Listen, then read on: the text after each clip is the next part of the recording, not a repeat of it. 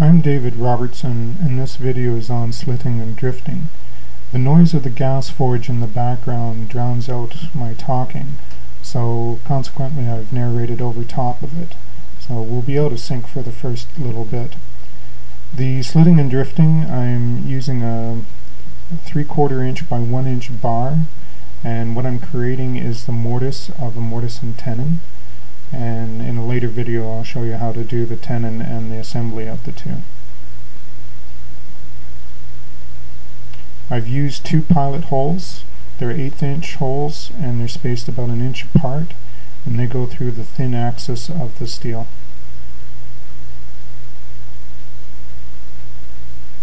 And the reason they are 1 inch apart is my slitting chisel is 1 inch apart.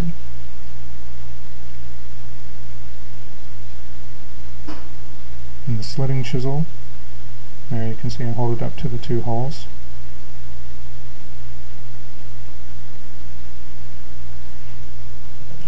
Slitting and drifting is done with the bar as close to yellow heat as you can get. As it goes down into the oranges, it's going to get a lot stiffer and it does not cut near as well. I've just taken the bar out of the forge and I'm slowly scoring the top, marking it between the 2 pilot holes. The pilot holes are 1/8 inch in diameter, so they're not very large at all. And they act primarily as a guideline for a straight slit through the bar. And this is a repeat process. You go back and forth. You can see I'm dipping the chisel in a cup of water at the back to keep the edge cool. The edge on the chisel is very thin and it's at a 30-degree angle for cutting hot steel.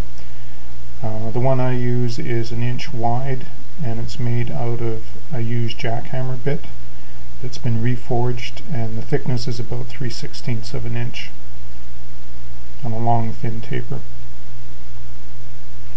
I'm using a hold down to keep the bar in place on the anvil, and I'm doing multiple cuts through on the same side. I want to work about 90% of the way through from the one side, and then I'll flip it over and work into the cut from the other side. Instead of using pilot holes, you could use center punches, but you have to be sure of your angle of your cut with the chisel. There you can see I've worked part way through the bar. It's beginning to open up a little bit. Take your time. It's best to stay even with your cut, not get one side thicker or thinner than the other.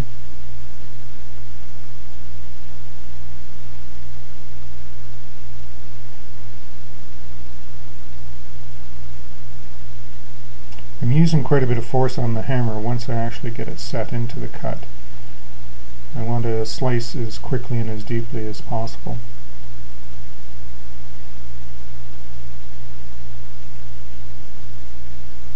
You can see once the bar cools even a little bit, then I take it out and put it back into the forge. Deeper cut. You can see the one side is a little bit thinner and moving a little bit faster than the other side. So I have to compensate for this later on. And what I do is I cool down the thin side and leave the thick side hot so it moves further faster as I'm cutting and stretching. Same thing applies when I'm drifting it.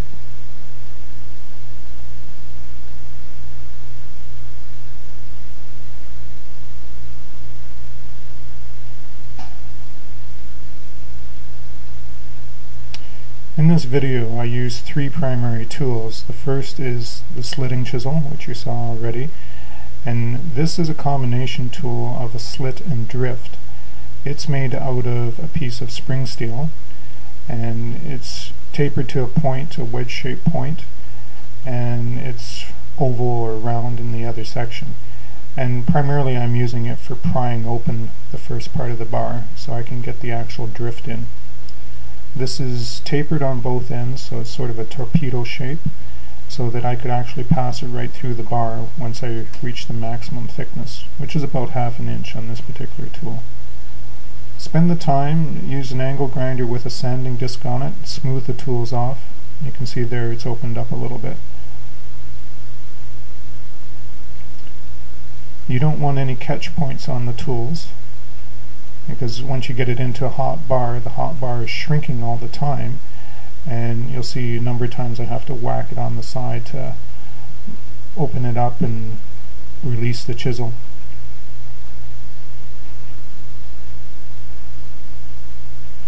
The best steel I've found for making hot cutting tools is S7.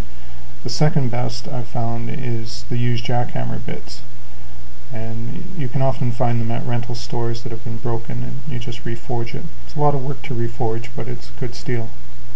It withstands the temperatures without too much trouble. Spring steel is okay and will work in a pinch, and even mild steel will work in a pinch, but best if you use either S7 or the jackhammer bits, which I believe are S5.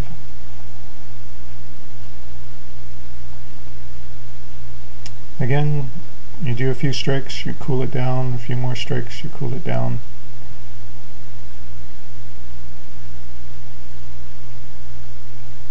Back in, try and work everything out of yellow. Now here I'm using the drift, and you can see the drift is a 3/4 inch square bar that's been tapered down, tapered on both ends like a torpedo again, and I'm driving that down into the hardy hole. You could also have a swage block with holes in it, or in a pinch you could use your vise.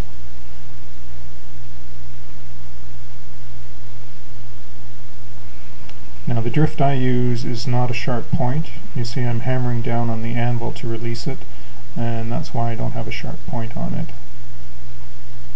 Now the drift in this case is actually made out of mild steel, but it would have performed much better if it had been made out of a jackhammer bit. Again, I'm using a lot of force here, trying to drive it down, spread that metal out. Drifting is spreading the metal to a size. I'm squaring it up on the edge, and that also helps to release it a little bit.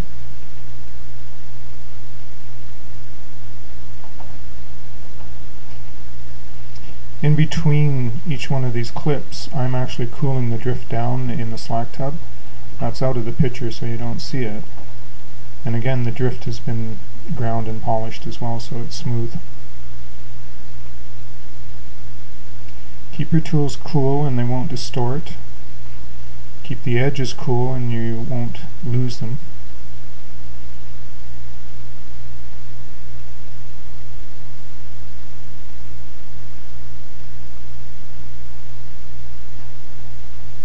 I flip sides of the bar with every heat so that I'll come in from one side the first time and then the opposite side, and that gives an even expansion on the hole.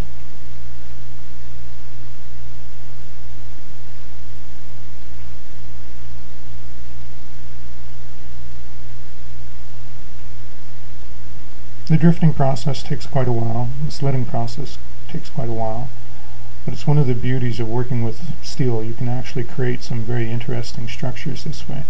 There you can see the square hole forming, and at this point it's stretched far enough I can actually drive the drift right through, and that's why you want it torpedo shaped, so that it will actually fall right through. So that's essentially finished. For more information, please check out artistblacksmith.com. There's different applications of slitting. Makes an ornament in the center of the bar, just a simple circle, and then that's driven down on a small cone mandrel, and that's the drift for it. Same application for making a toasting fork, but instead of having both ends closed, one end is open, and you just work through from both sides again. Hope you've enjoyed the video, and once again, for more information, check artistblacksmith.com.